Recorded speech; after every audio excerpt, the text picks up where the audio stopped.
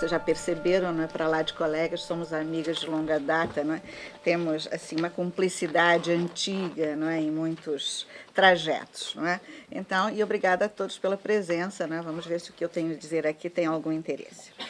Bom, o título Jorge de Sena no Brasil, Testemunhas do Golpe de 64, foi motivado pela grande repercussão que o golpe de 64, né, o golpe que instituiu a ditadura militar no Brasil, alcançou na imprensa recentemente. Então, todos os jornais brasileiros, todas as revistas, né, editaram dossiês e mais dossiês sobre o golpe.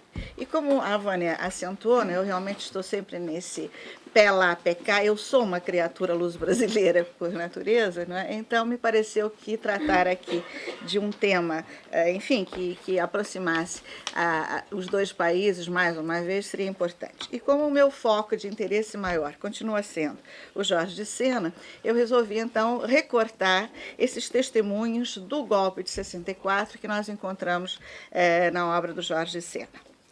Bom, é claro que nessa ênfase dada recentemente, não é, ao golpe de 64, é evidente que as atrocidades cometidas, não é, as prisões, as torturas, os desaparecimentos, os esqueletos encontrados ou não encontrados, enfim, isso tudo veio para as páginas. E, portanto, esse lado negro da ditadura militar, não é, foi a grande ênfase nos jornais. Não é? Bom, vamos, só para situar um pouco Jorge de Sena nesse contexto, vamos recuar um pouquinho ao próprio Jorge de Sena aqui em Portugal. Lembro que ele nasceu em 1919, o que quer dizer que a sua maturidade, o seu amadurecimento já se deu em plena ditadura salazarista. Como todos os intelectuais do seu tempo, evidentemente, era contra o salazarismo e, na medida de suas possibilidades, como todos os outros intelectuais, tentava fazer algo no sentido de, enfim, escapar, né, de dar a volta à situação de censura, de repressão que todo mundo conhece. Bom, essas ações chegaram num determinado momento a se concretizarem quando ele participou do golpe, da tentativa de golpe, tentativa abortada, do chamado golpe da Sé, ou conspiração da Sé. Faço um parênteses, esta semana sairá no site Ler Jorge de Sena um depoimento, que é uma coisa raríssima, sobre um participante ativo no golpe da Sé. Tá? As histórias recentes de Portugal, né, pouco falam sobre o golpe e quando falam é um parágrafo. Então nós temos um depoimento de quase 1 hora de um participante, são 3 vídeos, não é, de um participante ativíssimo no golpe. Tá? Então acho que é um furo de reportagem. Fechei o parênteses, fechei a propaganda e vamos continuar.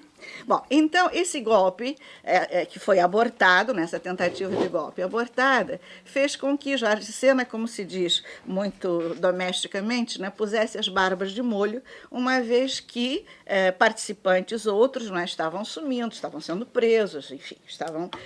Na altura ele já tinha 7 filhos, seria realmente muito arriscado se lhe acontecesse alguma coisa. Então é claro que estava atento às possibilidades de escapar desta situação. E isso aconteceu exatamente em 59, quando se realizou, ia se realizar em agosto de 1959, na Universidade da Bahia, um colóquio internacional de estudos luso-brasileiros. Esse colóquio, para o qual Jorge de Sena foi convidado por Eduardo Lourenço e Adolfo Casais Monteiro, que estavam também na organização do evento, e fizeram com que tudo fosse o mais oficial possível, o mais protocolar possível, exatamente para que Jorge de Sena não pudesse ter a sua viagem vetada por forças superiores. Bom, então lá vai Jorge de Sena e, claro, é a grande oportunidade de sondar a possibilidade de ficar no Brasil. Fica no Brasil, inicia então uma atividade da qual ele nunca tinha participado, mas que tudo revelou ser a sua vocação. Iniciou a sua carreira didática, a sua carreira acadêmica, primeiro na Universidade de Assis e depois na Universidade de Araraquara. 2 universidades recém-fundadas na expansão da Universidade de São Paulo para o interior. Então, Jorge de Sena ficou no Brasil de 1959 até 1965. E essa data é significativa, porque exatamente em 64 ele começou a ver aquele filme que ele já conhecia, com personagens muito semelhantes e as mesmas atitudes, as mesmas repressões, etc, etc. Então, ele e Messi, a sua mulher, que se juntou a ele pouco depois, com os 9 filhos, já eram 9 na altura, não é? Então decidiram sair de Portugal, sair do Brasil. E ele aceita, então, o convite da Universidade do Wisconsin e para lá se muda em 65, depois em 70 para Santa Bárbara, onde veio a falecer em 78. Feito este enquadramento, voltemos então a Jorge Sena no Brasil. Bom, Jorge Sena no Brasil, primeiro, o mais importante a assinalar é que ele sofreu assim, uma espécie de... É como se fosse uma panela de pressão que fosse destampada. A sua produtividade é espantosa durante essa fase brasileira.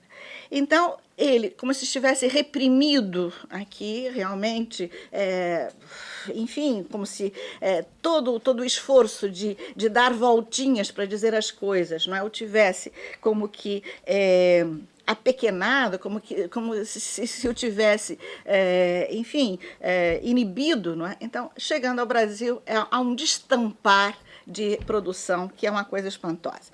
Só para vocês terem ideia, em termos de obra propriamente dita, não é? Ele escreve nesse período cerca de 120 poemas, publica o livro Peregrinatio ad Locem Infecta, que, claro, saiu em 69, mas a organização foi durante esse período. Desses 120 poemas, Peregrinatio ad Locem Infecta, que saiu em 69, tem cerca de 40 poemas escritos no Brasil. Arte de Música, que saiu em 68, tem cerca de 30 poemas escritos no Brasil. Em Metamorfose, 63, portanto, o primeiro que saiu logo depois que ele foi para lá, tem cerca de 16 poemas. Esses são, portanto, os livros onde há a maior concentração de poemas da fase brasileira. Em termos de ficção, ele escreveu o romance Sinais de Fogo. Cerca de 400 páginas foram escritas no Brasil entre fins de 64 e junho de 65. O livro, como sabem, foi editado póstumamente em 79. Escreveu a novela O Físico Prodigioso, sobre a qual eu vou me deter, escrito em maio de 64, mas só veio a edição em 77, e é significativo, ou seja, pós-Revolução dos Cravos. E contos, a grande maioria dos contos de Andanças do Demônio, 6 foram escritos ou revistos no Brasil. E os 17 de Novas Andanças do Demônio e dos Grão-Capitães foram integralmente escritos no Brasil. Então, essa primeira folhinha que vocês têm aí é a cronologia da ficção da obra do Jorge Sena. Se olharem, não é, a quase totalidade é a produção brasileira. Então, vocês têm aí, não é, as datas e tudo. Me parece que esse esqueminha é bem, digamos, contextualizador, né? Eu queria que vocês olhassem lá no finalzinho desse primeiro quadro, né? Vocês têm aí... em torno de 64, vocês têm dois textos. O conto Superflumina Babilonis, escrito em 27 de março de 64. Eu lembro que a data oficial do golpe militar no Brasil é 31 de março de 64. Então, Superflumina Babilonis foi escrito 4 dias antes da data oficial do golpe, porque parece que a verdade é 1º de abril, que tanto no Brasil quanto em Portugal é o dia dos tolos, então não ficava muito bem, não é, que um golpe militar tivesse como data oficial o 1º de abril. Muito bem, então nós temos Superflumina Babilonis, e temos um conto. Esse conto é uma ficção, é um in illo tempore, não é? Mas reparem que o Físico Prodigioso, logo abaixo, está datado de maio de 64. O livro finaliza exatamente com essa localização. Cá está. Não está, nessas horas a gente nunca acha o que é, está aqui. Araraquara, maio de 64. Ora, portanto, esta data é sintomática, não é? Muito bem, então, está claro que esta obra, não é, estas datas indiciam caminhos de leitura. É preciso dizer também que, durante esse tempo brasileiro, Jorge Sena estava atentíssimo a tudo que se passava ao seu redor. Embora ele não se engajasse, até por questões realmente enfim, de conveniência, né? Não conviria que ele se engajasse em questões políticas brasileiras, mas, atenção, ele integrou o grupo de intelectuais portugueses exilados em São Paulo, que em 1956 fundaram o jornal Portugal Democrático, um grupo de intelectuais das mais variadas colorações políticas, entre comunistas, democratas, anarquistas, socialistas, todos de múltiplas facetas, unidas pelo antissalazarismo. Então, ele teve a sua atuação, vejam bem, política sim, mas voltada ainda para Portugal. Muito bem. Então, ele teve, de qualquer forma, estava atento, né? Como diria o Ney Matogrosso, atento aos sinais, não é? À sua volta, não é? E, portanto, estava... digamos, lembrando lá o que o Ezra Pound dizia, né, que os artistas são as antenas da humanidade, ele, portanto, já estaria captando, antes da eclosão do golpe, né, toda a situação, né, que veio dar no golpe. Bom, sobre o golpe propriamente dito, ele tem um poema, eu vou ler já para vocês, que está em Peregrinatio ad loca infecta, que é efetivamente alusivo ao golpe. No entanto, para provar o quão sintonizado ele estava com a situação portuguesa, em 1961, portanto, 2 anos depois de ele chegar ao Brasil, houve a votação no Congresso da emenda parlamentarista, né, enfim, tempo de João Goulart, etc. E ele escreveu, então, um poema chamado Vigília Cívica, datado de 4 de setembro de 1961, que é um puro poema surrealista. Como é longo e como é muito surrealista para ser lido aqui, fica só a indicação. Então, isso é só para provar a vocês, né, como ele estava a par de tudo que se passava. E a correspondência dele com os mais variados destinatários bem comprovam isso, né? Então, ele vai dando sempre notícias do que ia acontecendo, do custo de vida, das greves, enfim, das várias situações. A correspondência dele é um manancial para se mapear a situação brasileira desse período, vista pelos olhos de um português atento à política. Bom, então, no livro também Peregrinatio ad loca infecta, que hoje está na coletânea Poesia 3 e recentemente entrou na Poesia 1, era 3 com algarismos romanos, agora é Poesia 1 com arábico, que reúne toda a poesia publicada de Jorge Sena em vida, né? Então lá está o poema chamado Os Noturnos Merecem Respeito, ou, olha o título dubitativo, né? Ou A Salvação do Brasil em 1º de abril. Vocês estão vendo, não é? Portanto, a ironia que é a salvação do Brasil em 1º de abril. Leio o poema, que é curto. Como podem chamar noite a isto? Há uma dignidade, uma nobreza das trevas. Isto é outra coisa. A luz do dia lá fora. Onde? Os sons e os cantos de alegria lá fora. Onde? O amor lá fora. Onde? E a vergonha lá fora. Aqui. Como podem chamar noite a isto? Então vejam, né? A dignidade da noite não poderia ser maculada, né, por um golpe, né, como este. Está aqui. Todas as letras, né? O poema está datado de 7 de abril de 1964. Claríssimo, não é? Bom, então, em termos de poesia, nós teríamos explicitamente, não é, este poema. Embora aqui e ali haja a possibilidade de nós pensarmos, vendo as datas do poema, de pensarmos, né, no contexto político. Mas eu quero me deter numa peça que me parece muito mais significativa e muito mais contundente em relação a isso, a esse momento, que é O Físico Prodigioso. Essa novela, O Físico Prodigioso, como tudo que ele escrevia, por exemplo, se vocês olharem as datas aqui dos contos, é espantoso, ele escreveu contos em 2 dias, contos em 1 dia, uma coisa assim, alucinante a capacidade de trabalho do Sena. Tudo leva a crer que essa novela também tenha sido escrita rapidamente. E aparece, então, lá como data, maio de 64. Para quem não conhece a novela, E quem não conhece, acho que seria interessante conhecer, porque é realmente uma peça muito importante do século XX português, da literatura portuguesa do século XX. A novela tem uma ambiência medieval, mas um medieval difuso. Não há localização precisa de um espaço, não há localização precisa de um tempo, há cavaleiros andantes, há donzelas em castelos, há cavaleiros, há físicos da corte, enfim, é tudo assim um pouco difuso, não é?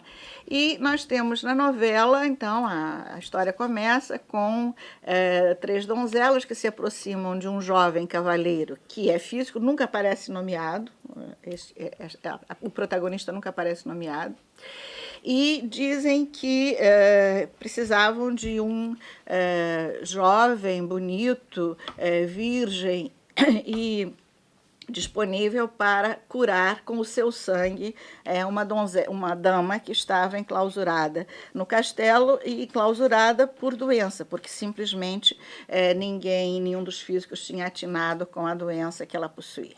Então o físico lá vai, manda fazer sangramentos do seu próprio sangue, manda que a dama, Dona Urraca, esta sim é nomeada, tome alguns banhos e ela então rejuvenesce. Evidentemente isso vai gerar uma história de amor entre eles, não é? E há então toda uma primeira parte do livro, são 12 capítulos, os 6 primeiros são de felicidade, de alegria, de entrosamento, etc, etc. Porém, os físicos da corte, evidentemente, ficaram enciumados com a vitória deste físico, não é? E portanto, resolveram denunciá-lo à Inquisição. Então aparece um tribunal da Inquisição, constituído de figuras, são os monges que aparecem encapuzados e tal, e é claro que vão condenar o físico, vão condenar Dona Urraca, e é claro que o físico então vai ser torturado, vai ser espancado, vai passar todos os padecimentos, não é? E até que no final, né, então há momentos assim que lembram Romeu e Julieta, Tristão e Isolda, Abelardo e Heloísa, né, enfim. Então, no final, né, sim, pode entrar. Então, no final, o que nós vamos ter é uma grande convulsão social que termina pelo surgimento de um novo físico. Como é que sabemos isso? Porque, dentre os poderes que o físico tinha, um deles lhe foi atribuído pelo diabo, que era apaixonado por ele. Então, há longas, quer dizer, de certo modo, a Dona Urraca era uma rival do diabo, né, na disputa com o físico, e o diabo lhe tinha dado um gorro que o tornava invisível. Então, no meio da confusão, no meio do suplício a que foi submetido o físico, esse gorro se perde, né, com uma conturbação social, e esse gorro é resgatado por um jovem que o põe na cabeça e fica invisível. Tá? Portanto, tudo leva a crer que, né, a história recomeça. Essa historinha, entendem que eu estou fazendo aqui uma condensação, né, rapidíssima, né? Na verdade, há mil desdobramentos aqui que mereceriam um comentário. Né? Estou fazendo apenas uma situação do enredo para que possamos avançar aqui um pouquinho mais. Bom, então, esta novela, não é, evidentemente, nos faz pensar em todos aqueles heróis que são submetidos a padecimentos e depois, não é, enfim, conseguem superá-lo. E de todos, talvez o maior de todos os heróis seja o próprio Cristo. Não é? Portanto, há uma possibilidade de se fazer uma leitura crística deste físico. Não é? Então, também o Cristo renascerá, ressurgirá dos mortos, não é? Com o seu papel salvífico. Não é? Então, essa é uma das leituras possíveis. Não é? Então, seja como todos os heróis, seja como todos os perseguidos, inclusive os perseguidos políticos, né, o físico assume, portanto, uma função arquetípica. Não é? Bom, então nós temos aí, não é, essa trajetória do físico. Trajetória essa que resulta, né, numa ascensão, resulta numa superação, resulta numa sobrevivência apesar de. Então é curioso que Jorge Sena, que é sempre considerado muito pessimista, muito negativo, muito, enfim, em tudo, contaminando com possível mau humor, um rancor, ou sei lá mais o quê, né, com vários epítetos pouco agradáveis que lhe são atribuídos, né, se nós olharmos bem, quase todas as obras dele, né, vão ter sempre esse salto sobre a superação. Tá? Então, por exemplo, né, no caso do físico, né, eu acabei de mostrar a vocês. E há em outros momentos que eu queria depois destacar. Mas antes de passarmos para esses outros momentos, gostaria que vocês vissem aqui esse trecho do Físico Prodigioso que eu selecionei para vocês. É o final do capítulo 8º, para, digamos, comprovar o que estou dizendo em termos de possibilidade de pensarmos numa situação política aqui, não é? Bom, então, nós temos aqui, vejam que é discurso indireto livre o tempo todo, né? Nós temos aqui as decisões dos inquisidores, que são os frades com capuzes, por vezes eles só aparecem como capuzes, né? Portanto, eles estão completamente desumanizados neste momento, né? Então, vejam aí esse trecho. Ele seria enforcado primeiro, eviscerado depois, e tudo queimado logo na fogueira já acesa, entretanto. A evisceração era fundamental para impedir que houvesse possibilidades de ressurreição demoníaca antes de consumido o corpo maldito.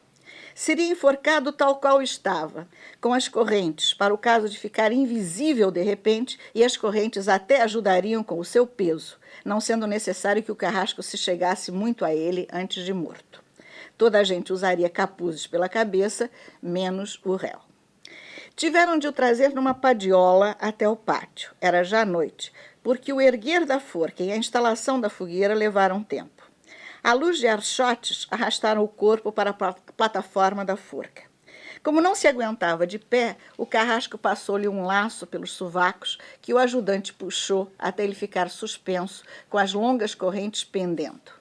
Então, a cavalo, no travessão da forca, o carrasco enfiou-lhe na cabeça o laço propriamente dito e soltou uma exclamação. Que seria? O carrasco encapuzado desceu e explicou. Não poderia enforcá-lo com a coleira de ferro da corrente do pescoço. Era preciso tirá-la primeiro. Foi uma aflição, uma perplexidade. Saíram pela cidade à procura do ferreiro de serviço, que desaparecera. Entretanto, segurando o outro laço, o ajudante gritava se ia ficar ali a aguentar com o peso das correntes, que o corpo por si não pesava nada. Mandaram que o largasse. Ele largou-o de repente, e o corpo, com um estrondo de correntes, desabou no tablado, e era um molho de carne e de anéis de ferro. Enfim, o ferreiro veio, e no silêncio apenas se ouvia um martelar tilintante até que a coleira caiu. Recomeçaram a operação de levantar o corpo com as correntes pendentes, e o carrasco enfiou-lhe o laço no pescoço.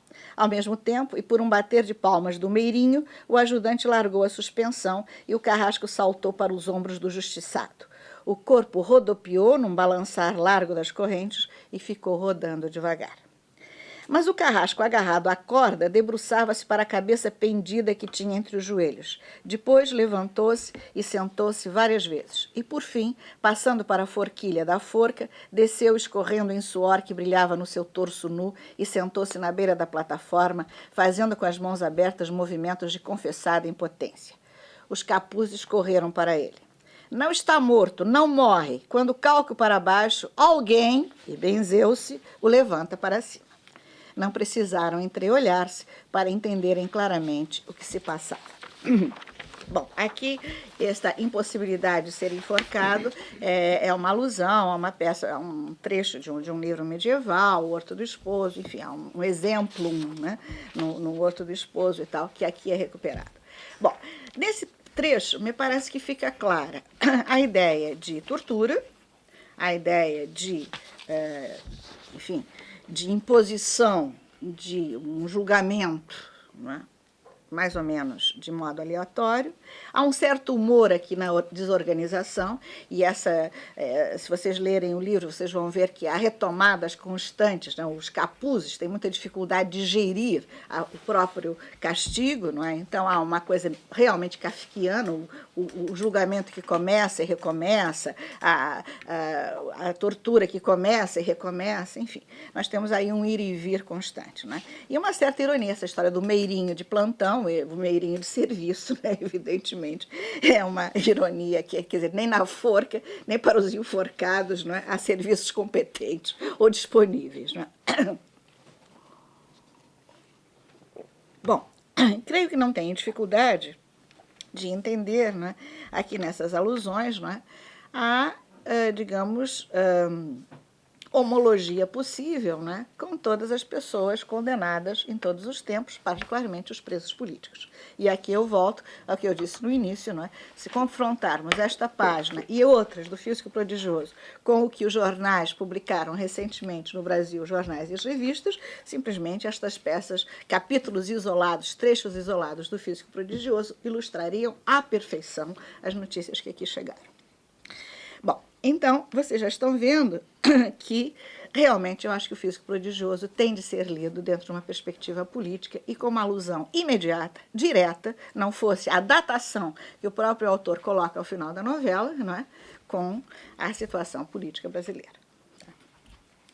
Mas eu dizia dessa esperança que Jorge Sena, afinal de contas, parece mostrar. Quer dizer, tudo isso vai passar porque outro tempo, outro físico, outra situação surgirá. E se vocês se lembrarem que a figura de Camões passa a ser uma figura queridíssima por Jorge Sena, quando, sobretudo, não é, quando no Brasil esse seu lado de professor, esse seu lado de investigador, não é, digamos, se solidifica dentro da cátedra universitária, não é? Então, é em 61 que nós temos talvez a primeira Camões como personagem numa primeira peça literária, que é o famoso Camões dirige-se aos seus contemporâneos. Não é? Eu comecei a 1h15, suponho que possa ir até 15 para as 2, certo? Eu acho que sim, claro. É isso? Pronto. Então, Camões dirige-se aos seus contemporâneos, acho que todos conhecem, mas é bom reavivar, né? Podereis roubar-me tudo, as ideias, as palavras, as imagens e também as metáforas, os temas, os motivos, os símbolos e a primazia nas dores sofridas de uma língua nova, no entendimento de outros, na coragem de combater, julgar, de penetrar em excessos de amor para que sois castrados. E podereis depois não me citar, suprimir-me, ignorar-me, aclamar até outros ladrões mais felizes. Não importa nada, que o castigo será terrível. Não só quando vossos netos não souberem já quem sois, terão de me saber melhor ainda do que fingis que não sabeis, como tudo que laboriosamente pilhais, reverterá para o meu nome. E mesmo será meu, tido por meu, contado como meu, até mesmo aquele pouco e miserável que só por vós, sem roubo, haveríeis feito. Nada tereis, mas nada, nem os ossos, que um vosso esqueleto há de ser buscado para passar por meu. E para outros ladrões, iguais a vós, de joelhos, porem flores no túmulo.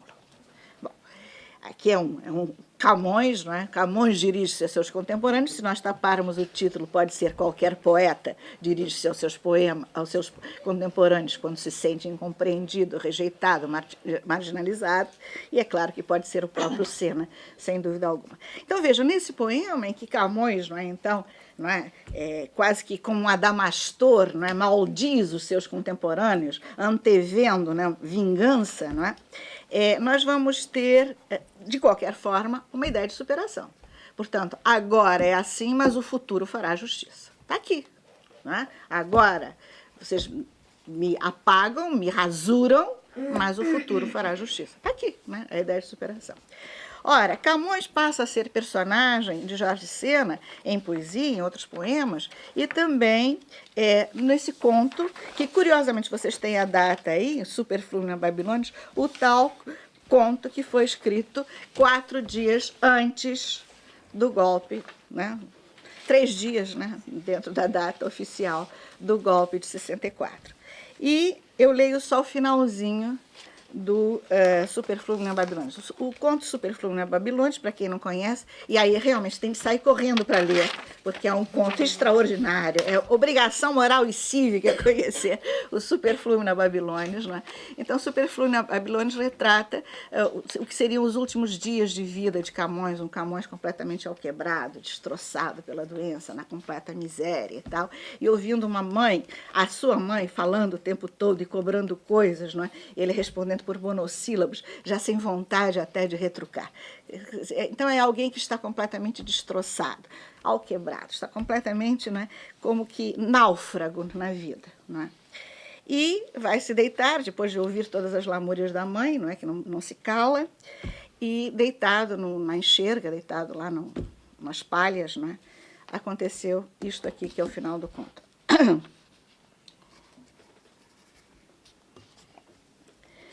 Levantou-se, impelido por uma ânsia que lhe cortava a respiração, uma tortura que multiplicava a pequenina luz da candeia. Apoiado à mesa, arrastou-se até a outra ponta e daí deixou-se cair até a enxerga. Vejam bem, arrastar-se, deixa-se cair. Remexendo nela, tirou de um canto umas folhas de papel. O tinteirinho com a pena enfiada no anel que se habituara desde o primeiro embarque a guardar assim. De joelhos, com as dores neles e nas partes aumentando muito agudas e empicadas de que cerrava os dentes, veio até a mesa. Pousou nela o que trazia e levantou-se. Ficou um momento, de olhos fechados, arquejando. Já as palavras tumultuavam nele, confundidas com as outras, inúteis e mortas, da tradução que tentara. Eram como uma tremura que o percorria todo de arrepios, com hesitações leves, concentrando-se em pequenas zonas da pele. Debruçando-se da mesa que se apoiava, puxou para o seu lado a cadeira e caiu sentado nela. Sentiu um suor frio escorrer-lhe pela testa, e ao abrir o tinteiro, viu que as costas das mãos brilhavam perladas. Uma onda de alegria o inundou, em sacões ansiosos. Os olhos ardiam-lhe e era de lágrimas. Tudo falhara, tudo, e a própria poesia o abandonara, receosa dos seus olhos de alma penetrantes que viam o fundo das coisas, o poço com as formas flutuando. Mas era um grande poeta, transformava em poesia tudo que tocava, mesmo a miséria, mesmo a amargura, mesmo o abandono da poesia. Tremendo todo, mas com a mão muito firme, começou a escrever. Sobre os rios que vão de Babilônia a Sião, assentado me achei. Riscou, desesperado. Recomeçou. Sobre os rios que vão por Babilônia me achei, onde sentado chorei as lembranças de Sião e quanto nela passei. E ficou escrevendo pela noite adiante. Então, reparem, dessa miséria total e absoluta, desse naufrágio humano em que se encontra Camões, nasce nada mais, nada menos do que Superfluo Babilônios. Então, me parece evidente, não é? Acho que vocês já perceberam onde eu quero chegar, não é? Então, apesar de tudo, todas as torturas, todos os tormentos, haverá algo a surgir de bom. Seja para Camões, seja para o físico prodigioso, seja para os presos políticos, seja para todos os tempos onde há incompreendidos que assim se sentem compreendidos. Era isso que eu tinha a dizer a vocês no meu tempo aqui.